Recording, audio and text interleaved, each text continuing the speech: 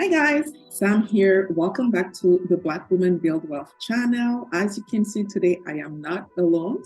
I do have a guest with me. So Evelyn will be joining us today, right from Edmonton, Alberta in Canada. So one of my goals this year is really to bring more Black women on my platform who are going to be sharing their journey about building wealth, whichever way they are doing it. So I have asked Evelyn, who's a longtime friend, to be the first guest on my platform, and she said yes. So that's why she's here today. I'll be sharing a short bio on her, and then we'll get right into it in terms of the questions. So I'm hoping that you find this very interesting. Who knows, right? Like, she might be doing something that you're interested in. You can reach out to her after.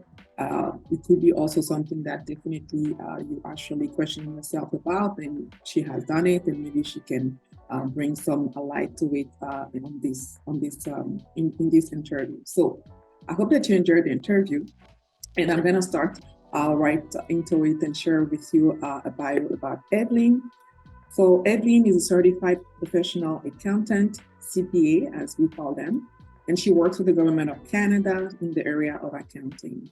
She was born in Ghana, West Africa. Shout out to all of the West African people out there. Just like me.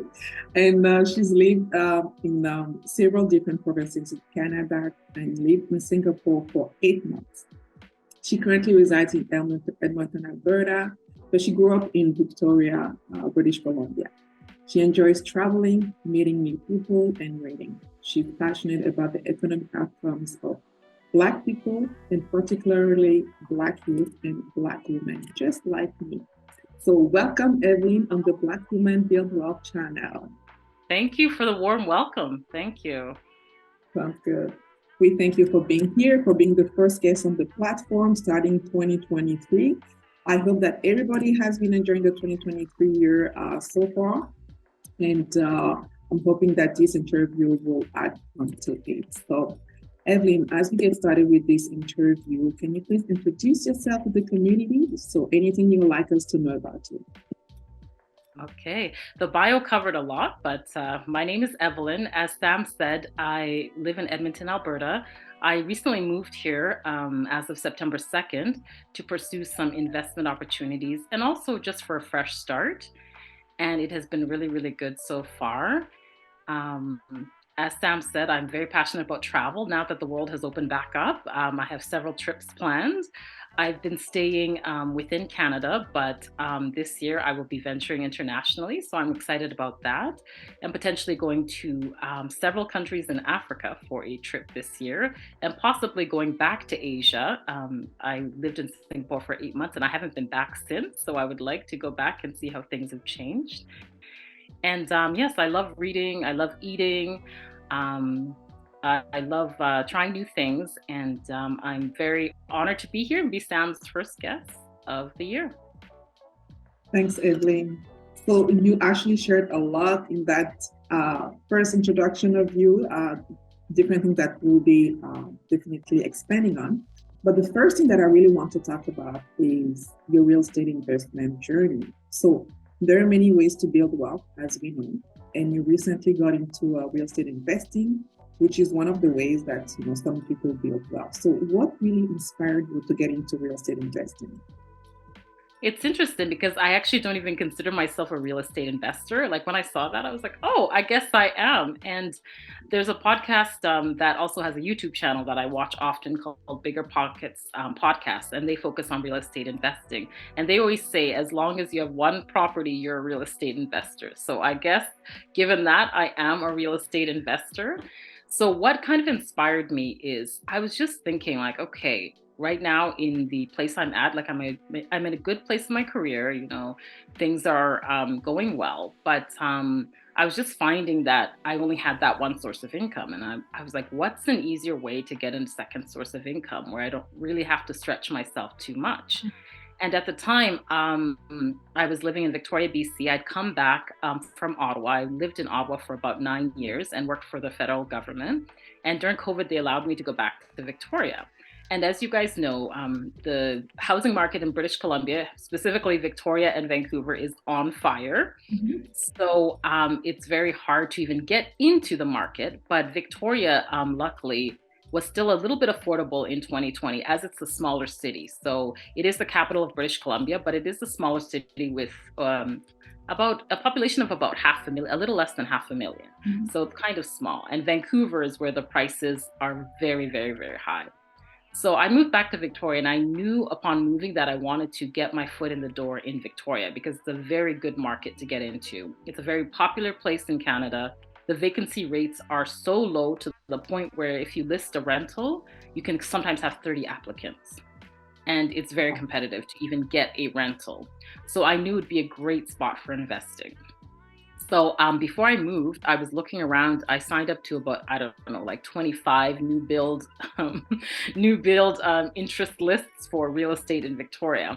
So I was calling all kinds of people and trying to look for the best value. And then I saw one building that was going to be constructed in about a month or so.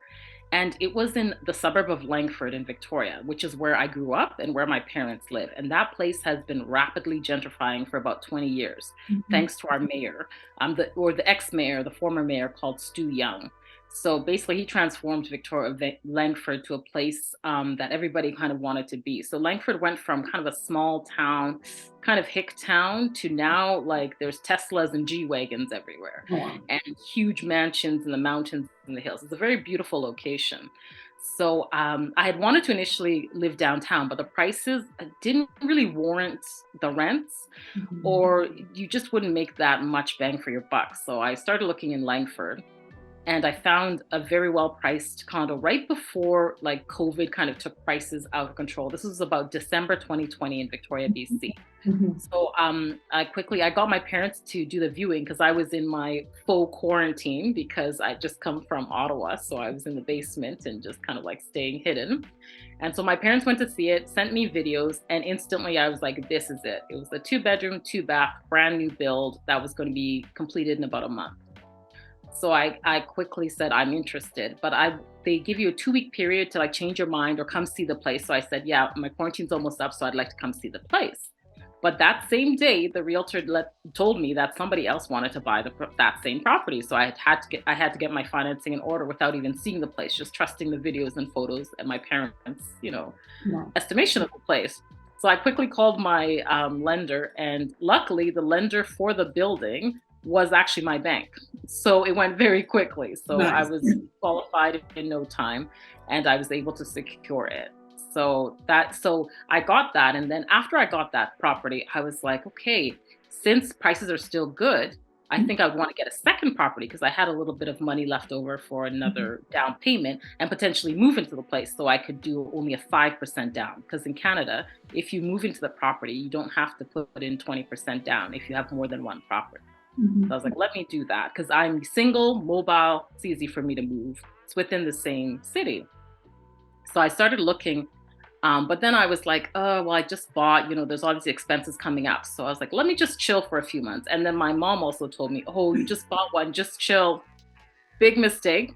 5 months later, the prices went up by $200,000 on Wow. almost everything I had been looking at previously. Wow. And they were all sold out anyways. So there was really no option there. So now I'm looking at $200,000 increase in prices. So you can't recoup the investment with rent Mhm. unless you put a really high down payment. So essentially, I felt like I was priced out of the market. So I was like, okay, where can I go now? And then I know Alberta has historically had really low real estate prices and Mhm. very low appreciation as well. So I decided, let me try Alberta. So I started looking, and I looked at Edmonton and Calgary was substantially more expensive than Edmonton. So again, another Vancouver, Victoria kind of dynamic. Mhm. So I started looking in Edmonton, and I was finding just crazy prices, like houses for $250,000.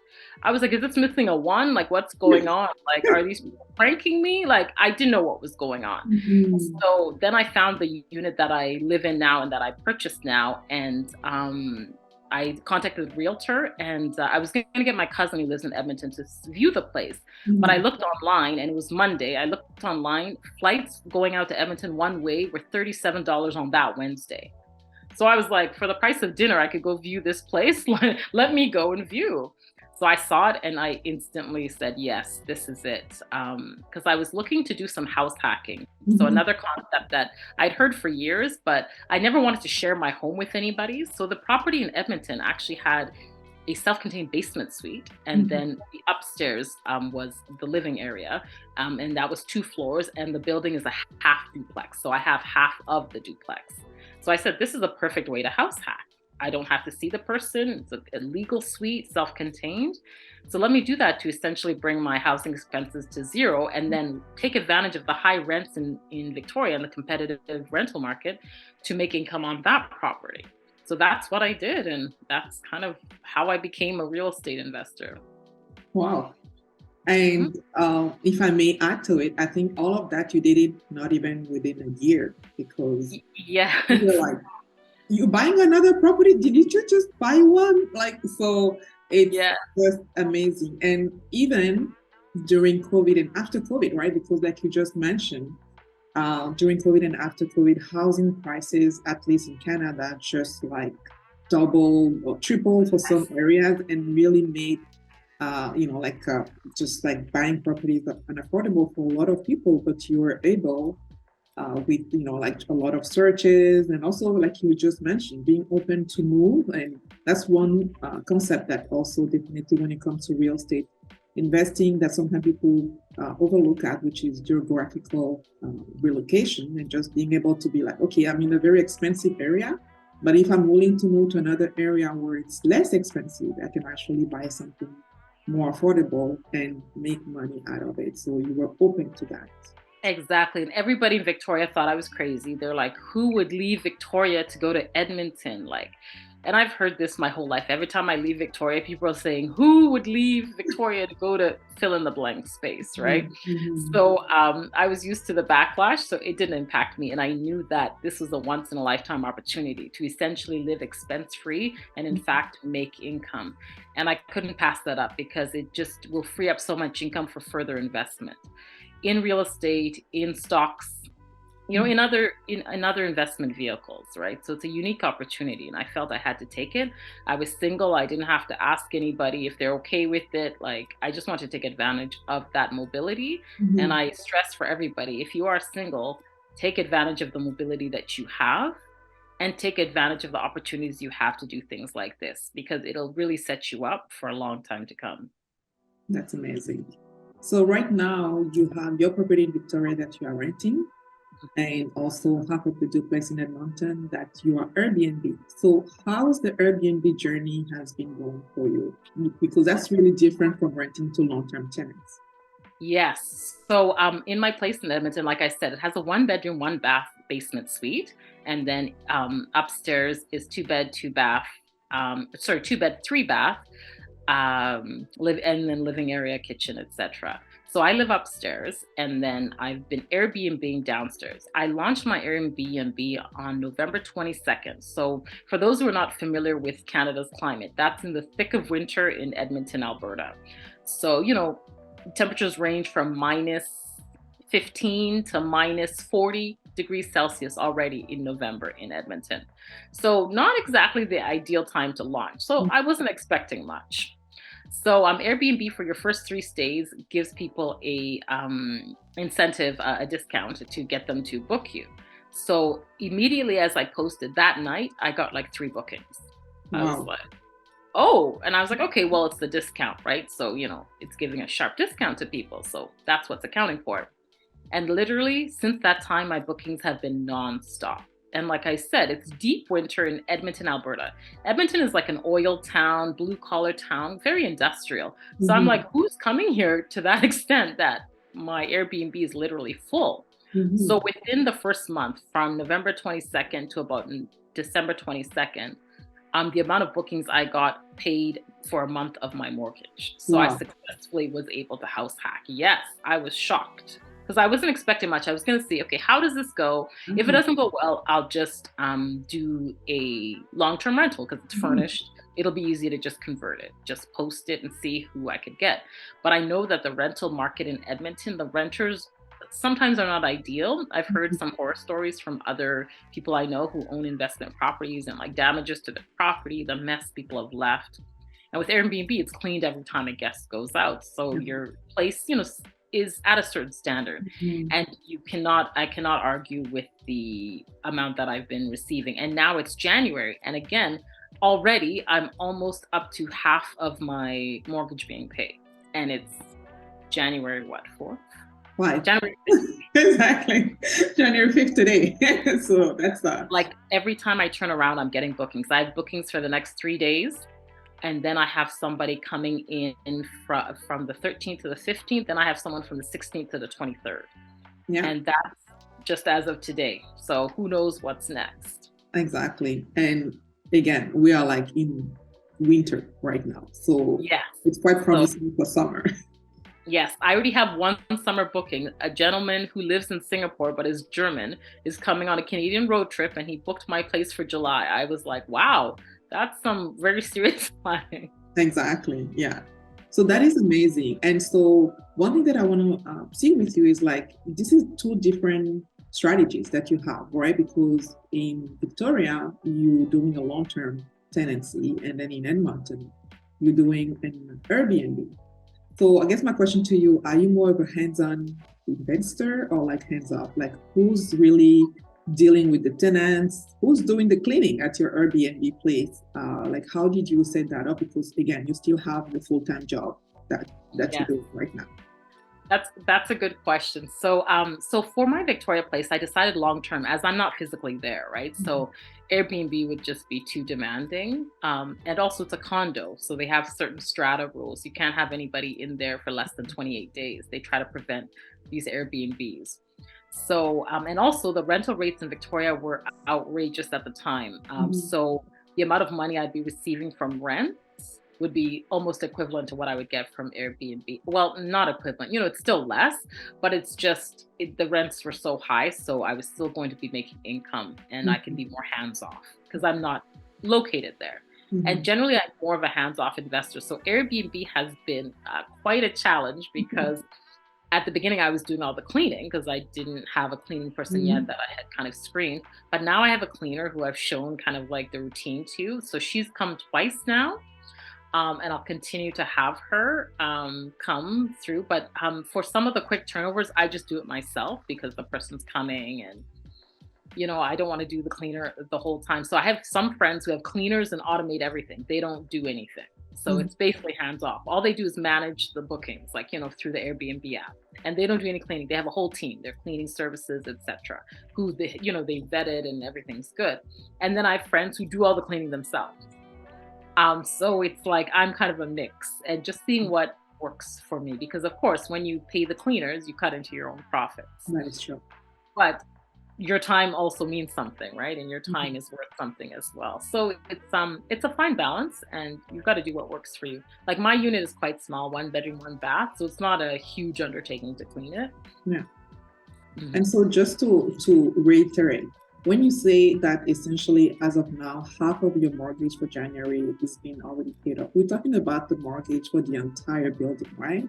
Not just so it's literally right now, if everything goes well, like for like January, you will be literally living for free in your own house because you would have had enough rental from people from through Airbnb coming to your place and staying there that would have paid your mortgage and even more to cover any other costs that you have. Exactly. And December is what that happened in December. I actually made more than my mortgage. Exactly. So that's on track. Right there for you. Exactly. So I was like, okay, I've finally done it. So it just shows that like if I were to, because my goal is to buy some more property. So if I were to move to another property and kind of do a similar thing, I know that this upstairs I could either do long-term rental just to make it easier because the bottom's Airbnb, or I could Airbnb the top too, which adds another layer. And then I would actually be making income from this property because the basement is already servicing this property. So if I were to rent the upstairs, that'd be purely income. Exactly. So, and that's a good. So you just mentioned your vision to get more properties. So can you share with us, what exactly are you planning on achieving when it comes to your real estate investment business? What is your vision in 5 years, in 10 years? How are you seeing things unfolding for you? That's an interesting question. I have a few plans now. Which ones will come to fruition? Because there's different levels of difficulty. So, I would like to get a Airbnb in Ghana. I have an actual dream to kind of do an Airbnb slash resort concept in like kind of the countryside of Ghana. There's some really beautiful areas, and I find the ecotourism area in Ghana is quite limited. There are some that are coming up now that are amazing, but I want to do this in a very like almost like indigenous style, like having the Ghanaian materials. Like often in Ghana, these like resorts, they like import everything Mhm. in. They think the Western stuff is It's better. Like I better. kind of want to go back to the roots. Like have clay tubs, have shea butter in the bathrooms. The indigenous stuff, cocoa butter, like all Mhm. the stuff that is indigenous to Ghana, and have these kind of like natural treatments, etc. But I want to kind of start it as like little individual Airbnbs, like actually build Mhm. and just kind of like Airbnb them out so that I don't have to really rely on staff. It's just cleaners coming in. Because sometimes staffing in Ghana can be challenging Mhm. and running a business in general is challenging. Just managing cleaners would make it a little bit more manageable, especially as I would most likely be remote. Mhm. So that's an option, or getting already built property, like kind of like a more luxury townhouse, with like a pool and Airbnb that out because there's a lot of expats going to Ghana now, a lot of international interest, especially from the African diaspora. Yes. So I'd really like to take advantage of that because I kind of know their sensibilities and what they like. And so basically cultivating an Airbnb that kind of speaks to that. Mhm. And I did some research, and there's some like Nigerians who have some in Lagos, and they're charging like 236 a night for comparable type of Airbnbs. Yes, so there's a lot of room in the African market for Airbnbs in various locations, especially the popular locations like Accra, Lagos, etc. Mhm. And the local hotels in Accra and the surrounding areas, the prices are outrageous. Some of them are $500 a night during peak season. Just for a And hotel night. yes. Wow. Okay. So as you can see, there's a lot of room in that market, even just Mhm. if you undercut by half, right? For people who want luxury accommodations but don't want to pay $500 a night. So that's kind of the target. So I hope to go to Ghana next year and kind of explore that and see what's available, see what the landscape looks like. But as you know, doing business in another continent and especially Africa can be quite challenging. In Ghana, there's certain challenges there, but I have some friends who are there, so I'm going to kind of use their expertise and use them to kind of help navigate and see kind of what they can tell me. And one of my friends, he's an engineer there. He does like big engineering projects, so I'm definitely going to kind of use Mhm. his knowledge as well. And another thing I would like to do is possibly get another one here in Edmonton, right? Even possibly in the same neighborhood, because obviously this location is popular for whatever Mhm. reason. Like the location of my place is close to a university called NATE, Northern Alberta Institute of Technology. It's also close to Grant MacEwan University. It's also close to the Royal Alexandra Hospital here in Alberta, which is one of the bigger hospitals. So, and it's about 10-minute drive from downtown. So it's a very good location, and there's free parking available. So people really like that. They can just park and go do their thing, right? Wherever Mhm. they're going. And I've had a lot of interest for people who are interested in NATE. Like there's somebody right now who's checking with their employer if they can stay for 2 months, which I'm thrilled because Wow. I've been looking for like long term. I Mhm. set my Airbnb up for long term. It's fully furnished and outfitted for someone to live and cook and do Yeah. all of that. So I'm thinking of possibly doing another one in Edmonton. There was one up the street I went to look at, but the suite wasn't legal, so that kind of turned me Okay. off Okay. because I want everything to be above board. I want the suite to be legal, all of that. So I'm still in the market to look for a legal suite, Mhm. and something possibly around this area, or possibly exploring other areas of Edmonton, or even in Calgary. But again, I'm not in Calgary, but I may move there, get a place, and kind of replicate this since Okay. I am mobile.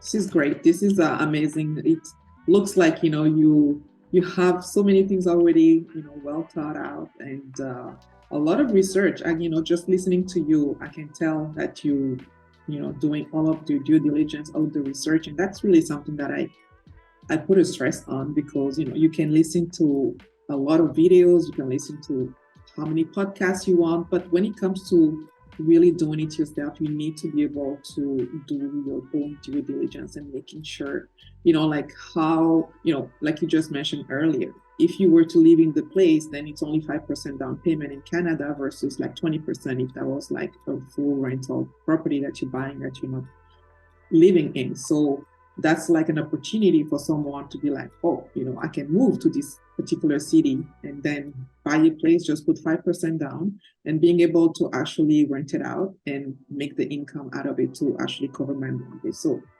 it really shows that, how important it is to do all of those research. And you already highlighted a few of the challenges that you have encountered in your real estate investment journey when you started, but if you were to pick those like three main challenges that you really felt like, you really, that was something that definitely for you, let's say if you had to do it, you would have done it differently. And definitely COVID might be some have something to do in there, and COVID I'm hoping doesn't happen again. But if you were to pick three main challenges that you encountered on your real estate investment journey, what would that be? So the first I would say was the rising prices, that like the quick rise in price that happened over 5 months. And again, that's not anything you can really control. Mm-hmm. But again, it's part of that hesitation where you're like, okay, I already have one, let me relax, right? Sometimes real estate is such a timing game that literally 5 months can make all the difference. So if you have an opportunity, jump on it, right? Because the worst, especially if you're moving into it, the worst that can happen is, I mean, not much, right? If it's affordable, the numbers make sense, you're able to afford the mortgage, there's not much that you're going to lose. So just not to be sitting on the sidelines waiting for that perfect opportunity, because sometimes in life things just happen so quickly. It's just successively. Like you've got to just Mm-hmm. be able to jump and not be like scared or hesitant because okay, I already have one, right? Mm-hmm. Because that quick move and that quick kind of like quick thinking and quick acting, because I think a lot of times people overanalyze, over research, but the best way to learn is to get into it. Exactly. So you've got to jump in eventually. So I would say the first challenge is just that timing. And especially in Canada now, so many markets are so expensive. It's Yeah. so hard to get in. So Mm-hmm. that kind of leads to the second challenge, which is capital. Being Mm-hmm. able to even get your 5% down, because some of these properties are over 500,000 Yeah. and higher in some of these markets, right? And then so getting the capital to even do the 5%, and then being able to get enough rent to recoup your expenses, right? You've always got to run the numbers. So capital is another big block to a lot of people Mm-hmm. trying to get the money together, especially with all the rising costs, inflation that's happening now. It's even tougher for people to kind of get a hold of their extra cash. Mm-hmm. And then I would say number three is probably just trying to kind of like get over yourself and your own fear, right? And what people are saying. Like people will be like, "Oh, are you sure that's gonna work? Oh, are you gonna be okay there? Do you have any friends there?" Like when you're moving and stuff, there's a lot of naysayers and there's a lot of people that they're not trying to do on purpose, but like they're reflecting their own fears at you, and you've Exactly. got to be careful not to absorb that Mm-hmm. because it can really paralyze you. Yeah. And you just raised a good point there. The last point, I really like it because when people share their fears with you, I'm always like, is it an advice and an opinion? Because if you haven't done it, it's more of an opinion. But if you have done it, then to me, I'm gonna listen to you. But the thing is like, Exactly. so not so many people will do something like you did, like literally just like pick up all of your stuff and moving from one province to the other. People will be like, why are you doing that? And again, going from Victoria to Edmonton, like who does that?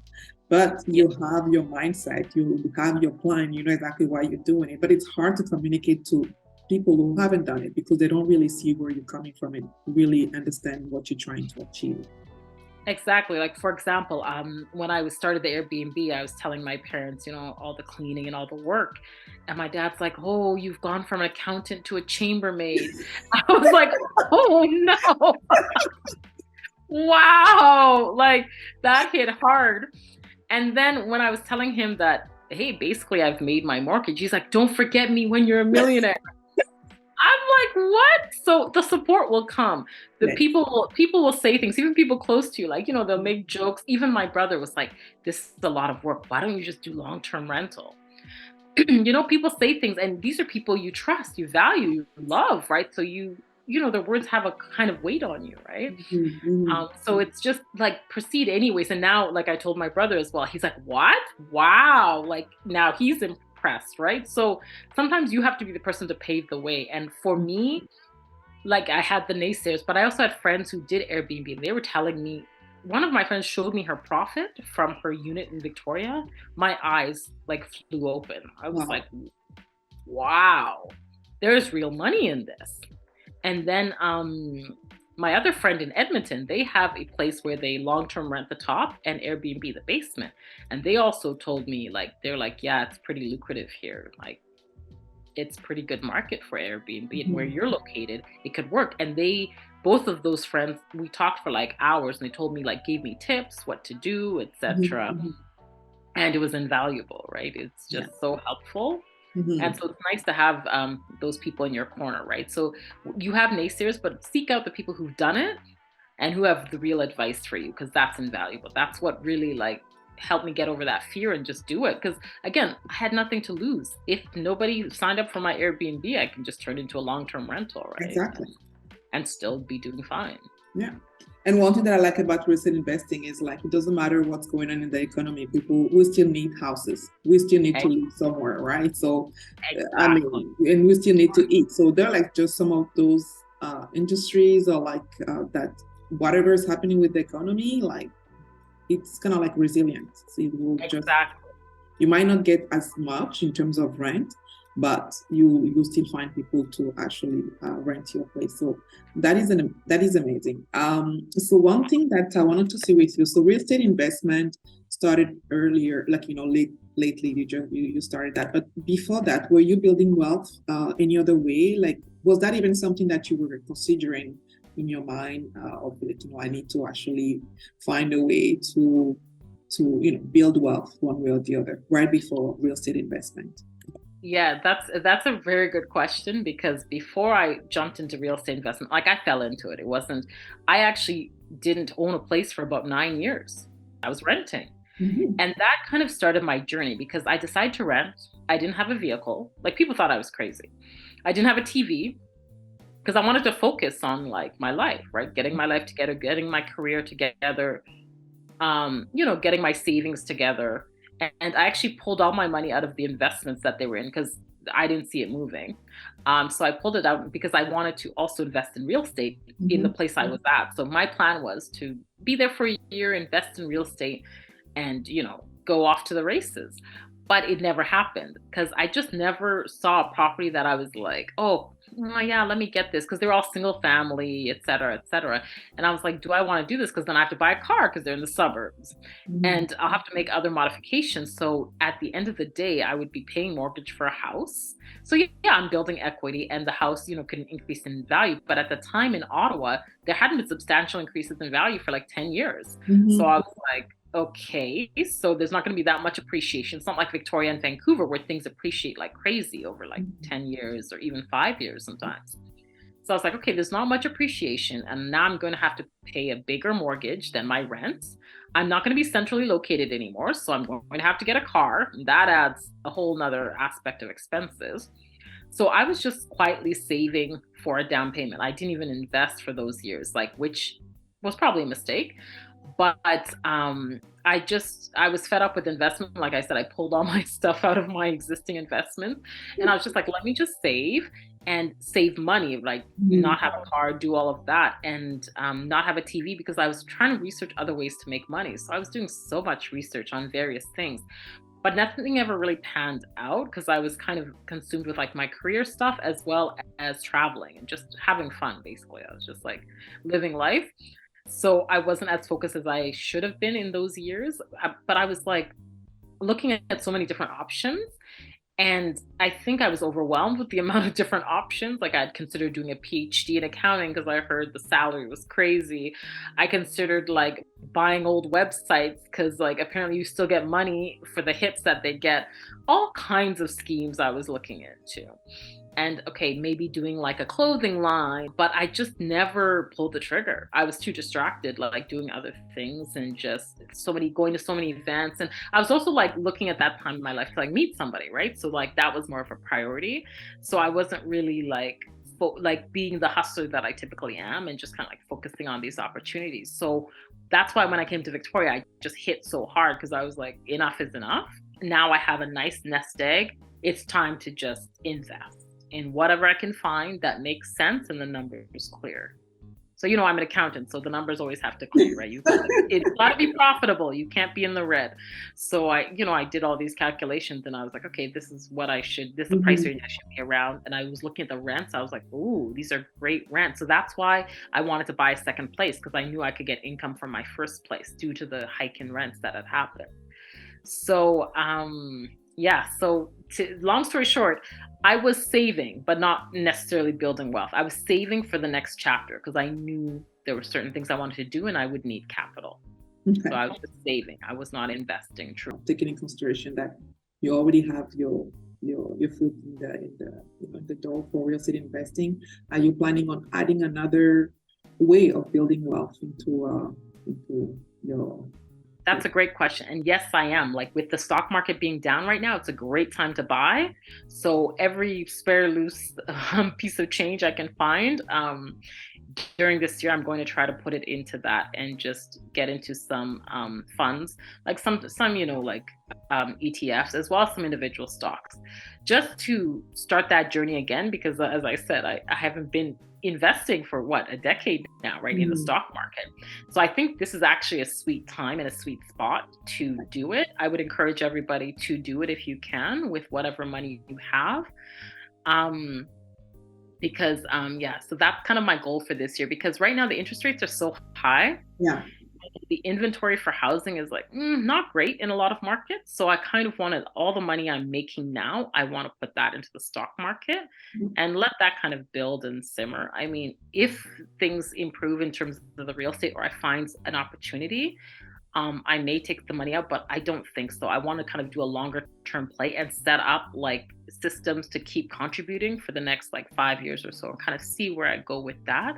So then I have these running as well as that, and I will still continue to invest in real estate opportunities that come up. Like I said, I'm interested in Africa, so I'm saving some money for that as well. So, and I'm trying to get the family in on it. So like all 4 of us in our family, like my 4 other people can all put something in and we can kind of share the profits. I'll manage it, etc. Right. And then when we go to Ghana, we all have a place to stay, like whenever we want to go. So that's kind of like, so yeah, so I will be saving for that. But yeah, the stock market, I'm turning my attention to it now. I follow this girl, a Canadian girl who's out of Calgary, actually. And her name is Bridget Casey, and she's always she has like a 6-figure portfolio course that she sells, but she does like ETF Tuesdays. She talks about like ETFs, what's going on with the stock market, and she's very approachable and easy to understand. And I'm kind of learning a lot from like the lives that she does and like the things that she posts and all of that. So it's definitely encouraging me to step into the stock market. That's one of my goals for this month, to start up again with my investing. That's great. That's amazing. I'm happy to hear that, because like I say, we are not going to be saving our way to wealth. We really need to find ways to invest our money. Saving is good, and I think Black women, we are amazing at saving. Like we'll find a way to like save the dollar and everything. But when it comes to taking some risk, investing, whether it is stock market or real estate or any other type of investing, we tend to shy away from that. So I'm happy to hear that. And as you know, we talk about Black women building wealth on this channel. So, can you share any insights about money and wealth attainment that you have for Black women, and why do you think this is an important topic for Black women in general? Wow. So I read a stat a few years ago that said the average net worth of Black women in America by, I think it was 2040, will be 0. Oh, wow. Yes. And America is the place that's easiest for Black people to build wealth. America has the most Black millionaires. So if even in a country with that much wealth and access, Black women's net worth is still going to be 0, what are the outcomes everywhere else? That stat really sobered me. And every Black woman I do come across, I try to kind of talk about these topics with, because I find there's several places where Black women, we don't really, in terms of like even the professions that we take on, they tend to be lower paying than the average. So one thing I encourage Black women to do is use the existing skills that they have to get higher paying jobs, because that's the first part of wealth creation, to actually get cash and capital to invest in, whether it's real estate, the stock market, or even just to save money so you have a nest egg to invest in things when they come up. And also continuing to apply for jobs and skill yourself to get into these higher income brackets, especially these days. It's no longer so much of a credential culture. You can take like a coding boot camp and get a high paying job. You can, like, there's a lot of talk about like Black people getting into tech, right? A lot of teachers are getting into tech. Like, so many people there's so many different tech roles, and tech is an area that pays well, right? And I'd love to see more Black people in it, and specifically Black women, because there are skills that transfer over there. Also, just looking at the different jobs that are out there. So for example, in Canada, every province has what they call their sunshine list. So it's a list of people who work in the public sector who make over $100,000. That should be required reading for any young Black person. So you can see these positions where the pay is high, and you can look, and because we have so much information these days, you can go onto LinkedIn and look up the person and see what their trajectory has been, and you can replicate that for areas that you're interested in. You can even get in touch with them. Exactly, for some potential mentoring or to ask some questions, because people love to talk about themselves, right? And especially to younger people who are coming up. So so focusing on actually getting a proper job that pays your bills and exceeds that. Like, you actually have income left over to invest, to save, to do all of that. So that's a huge priority. And then the second thing is actually investing. So whether it's in the stock market, whether it's in real estate that's producing income for you, whether it's house hacking, whether it's rental, where you're actually making income off of the rental, that's another way. So I just think that we need to really be serious about making more money and managing the money that we make. Yeah, that's a very good point that you highlight. And I think that first point that you mentioned, we tend to forget about it. I mean, if I even take myself as an example, when I was considering my university study, the way I should have done it was, like you just said, right? Like, look at really people who are making money and be like, in which sector they are there, what kind of occupation do they have, what kind of studies do they have, and walk actually backward from there and just do that type of studies. But for me, it was just like, oh, I really want to be do this. And then you get into those studies, and then you finish, and then you realize, oh my God, there are like millions of people like me just graduating every year, and that's not going to be possible to get like a high paying job. So it's definitely something to consider if you're a young person, about to start studies, or even someone who's considering changing your career path. It's something to consider, because at the end of the day, it's like, do you want your time to be paid $20 an hour, or your time to be paid $1,000 an hour? It's the same, hour, but you have to find a way to get better pay for that same hour. So then you have more money left in your pocket that you can do something with, like saving, investing, and all of those things, and definitely making sure that you don't have to rely on any credit to at the end of the month, because you don't have enough to pay your bills. So it's a very important point that even when we talk about building wealth, people forget about.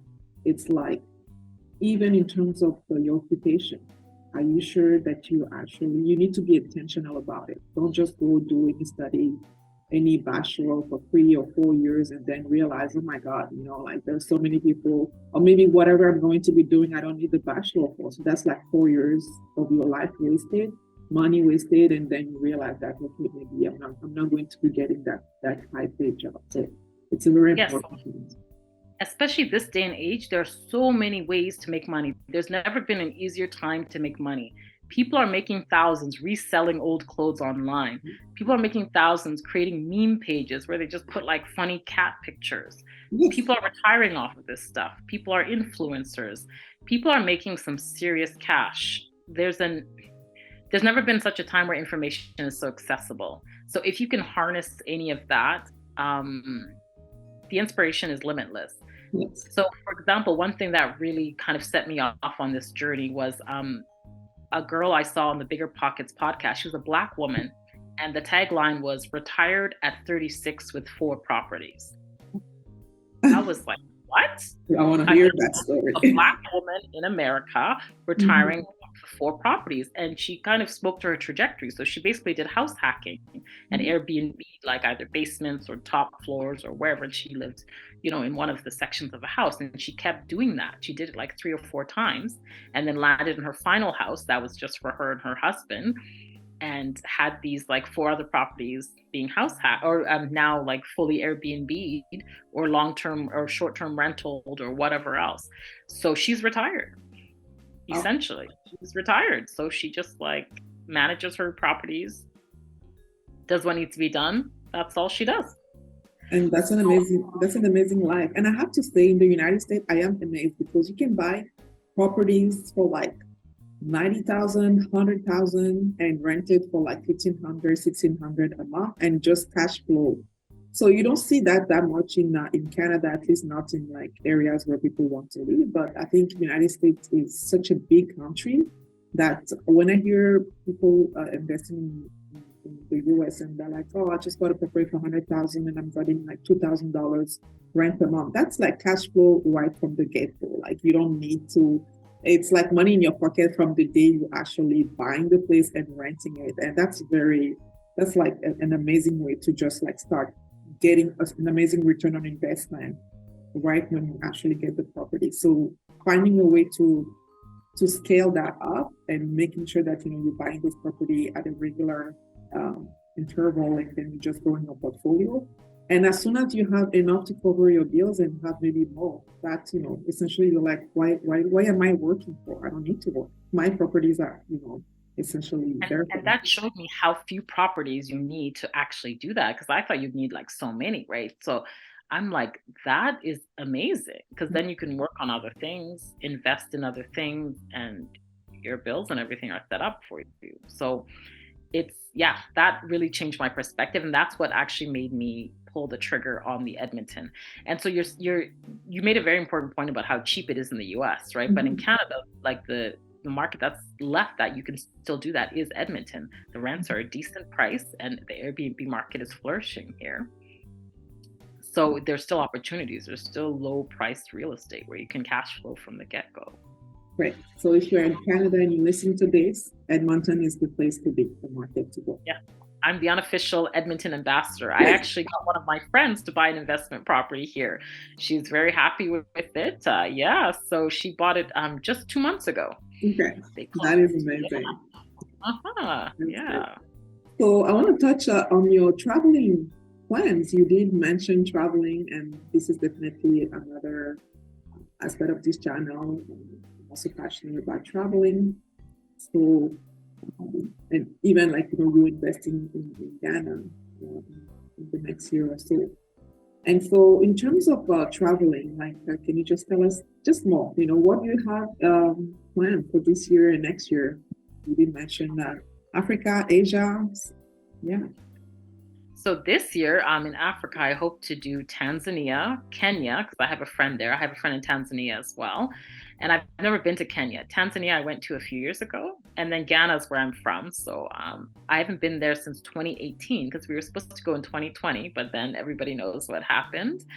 And then 2022 was when we were supposed to go, but there was still a lot going on with travel and, everything else. Mhm. So now we're going in 2023. So that's the Africa, and I'm not sure, things could change. Maybe I'll add another one, but traveling within Africa can be challenging. Mhm.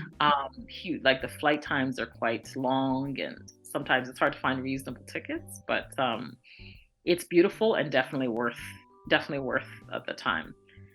And then for Asia, I definitely want to go back to Singapore because I haven't been there in a long time. And I want to go to Indonesia, possibly Vietnam. I've been there before. Same with Indonesia, but I kind of want to do that sector again and possibly check out Korea. I've never been there, or Japan. But Mhm. again, these ones take heavy dollars, like the more industrialized countries in Asia. Yeah, so that's kind of what I have planned, and then some U.S. destinations too that I haven't been to yet, like Florida. I have a friend in Tampa, and I'd also like to check out Miami. So definitely will be doing that. I have a friend who recently moved to Houston, Texas, so I'm going to go visit her there. And then I have another friend in Tucson, Arizona, who recently had a baby, and I promised I would come to visit and see them. So that's my stateside plans. And yeah, we'll see what else happens. Oh, and Mexico, I may be visiting another friend who recently moved there. So yes, that's another item on the list. Amazing. I like that. I think you have like all the continents, maybe except Europe here, but this is. Sorry. Europe is in the game too. I have a friend in Germany, and we were talking about doing Portugal, maybe Oh, Barcelona, some other things, Milan. Yeah, so yeah, Europe's in the mix too. Throw it in there. that's amazing. Well, you know what? I would love to have you back on the channel, especially when as you start really looking into your investment property in Ghana, because that's something that a lot of Black people in North America they will like to do eventually, especially the diaspora, being able to get some properties, like in their country of origin.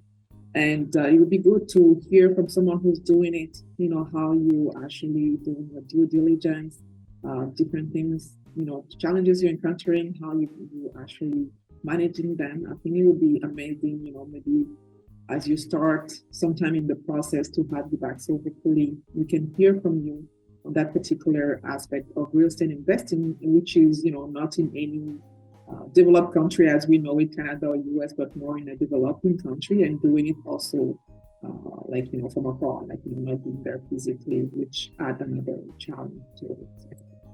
Yes. Yes, I would definitely like to come back to talk about that and share the journey and yeah, the pitfalls and what's going on. And if I was able to get off the ground, yeah, definitely would love to share that. Sounds good. So I do believe that we all, especially Black women, when it comes to building wealth, we all have our own superpower. And I would like you to share, what do you think is your wealth building superpower? Oh, that's that's an interesting oh, that's an interesting one. I would say my flexibility, and ability to pivot. Like I've lived in several places. It's easy for me to adapt. I don't really get attached to a location. So that has helped me immensely because I've been able to go to, for example, Ottawa to get the kind of job that I need to facilitate the investments I want to do, as well as the flexibility that I need to have. So currently, I'm still working from home, and my job is in Ottawa, and they allowed me to move to Victoria and now Edmonton. So that being there and being able to secure that kind of position helped me immensely, and I wouldn't have had that if I hadn't gone there.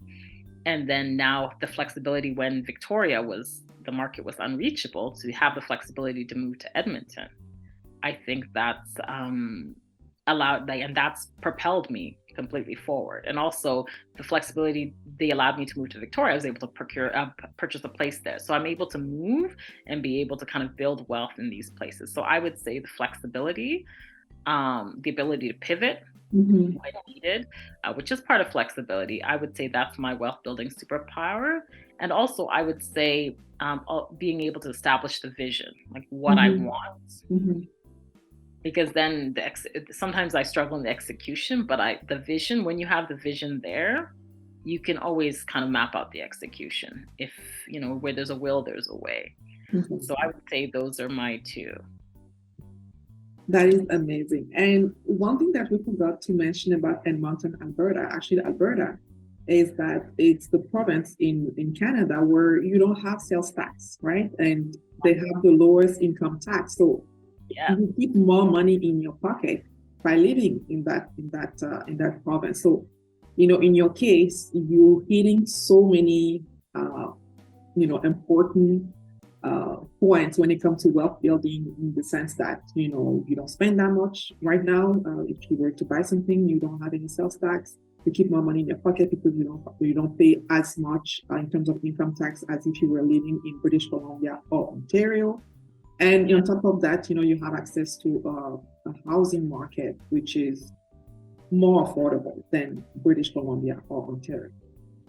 exactly. Exactly. That's a really important point because that impacts your day-to-day life, the amount of money you're able to put aside. So I'm looking forward to my tax return for this year. But I've only been here since September, so the full impact won't be till next year. Okay, that is amazing. So, Evelyn, there is a Black woman listening to you right now, and honestly, she's finding you crazy inspiring, as I'm finding you crazy inspiring. Uh, how can she, get in touch with you? Let's say if she was like, I'm interested in that market in Edmonton, or like, I'm looking at becoming a CPA, and it's nice that I'm actually seeing well, like someone who's been CPA for many years, and has an amazing career path with the federal government. How can she get in touch with you? So I would say probably my email, which is eveadu@yahoo.ca, which is EVEADU at yahoo.ca. Okay, great. And I'll add that also to this description of this video, so people will have access to that. And so, to be honest, like, we have learned a ton in this just 1 hour. And there are a few things that I already knew because we have been having so many conversations about real estate investing and wealth building. But there are all other things that I actually got to learn myself. So before we end here, do you have anything else that you want to add, or like any ending message for Black women looking at building wealth? I would just say just do it. Um, just do it. Yes, it's risky, but the rewards, they're there. And in life, you can always go back, right? You can always course correct. So just do it. Stop being on the edge. I was on the edge for many, many years. So I'm speaking from experience. And once I've hopped off the edge, there's been so many benefits and rewards. So just do it. That's amazing. I like it. Just do it. So, that concludes our interview today, Evelyn. Again, I want to thank you from the bottom of my heart for accepting to be the first guest on this platform and sharing your experience about wealth building, about real estate investing. And I'm really looking forward to have you back on the channel.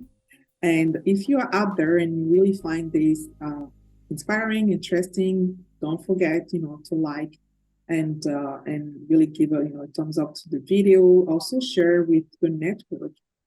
Anyone out there really looking at building wealth, investing in real estate investing in general. And I will be having more guests on my platform. So you want to subscribe, and you want to make sure to also hit the notification bell right there. So when there is a new video, you will be alerted and you will be able to watch it. And I'm looking forward to your comments and your questions. I'm pretty sure that Evelyn will be looking back at the video as well, just to see if there are any questions for her, and hopefully she'll be able to answer you and get back to you. And I'll be sharing her email in the description below. And so if you want to get in touch with her directly, you can do so as well. So Evelyn, again, thank you so much for being here and spending that hour with us. I really appreciate you, and I'm looking forward to your real estate honestly business to grow, and especially with that particular project of yours of having an investment property in Ghana. That's something that definitely I think will be interesting to get more to know more about as you're getting into it. Thank you so much, Sam. It's been a pleasure to be here, and I love your channel and what you're doing with it. So it's an honor to be here and your first interview. Thank you, Evelyn. Okay, thank you. Have a good day, everyone. Bye. Bye.